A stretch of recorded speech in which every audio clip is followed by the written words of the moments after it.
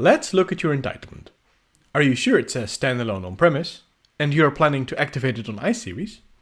Here's how you activate your Standalone On-Premise served license by generating a login code, downloading your license file, and configuring the licensing options.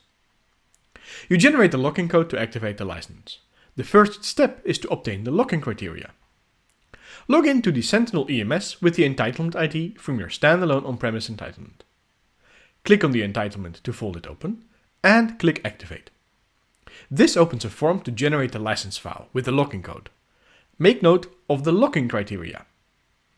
You can now set the login criteria to use with Echo ID. First, you calculate the hexadecimal value for these login criteria. Navigate to the Uniface's common/bin directory with worklink and edit echoid.dat. Add the hexadecimal values for your login criteria together. Change the hexadecimal value on the last line to the hexadecimal you just calculated. Save the file and exit your editor. Call qp2term and navigate to your Uniface's common/bin directory. Run echoid, and now you can copy the login code starting from the asterisk. With the login code, you can activate and download the license. In the EMS portal, paste the login code into client1 info.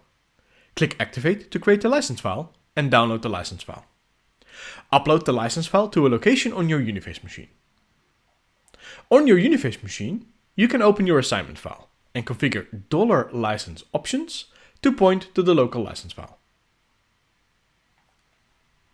Now you have activated and installed your Standalone On-Premise license.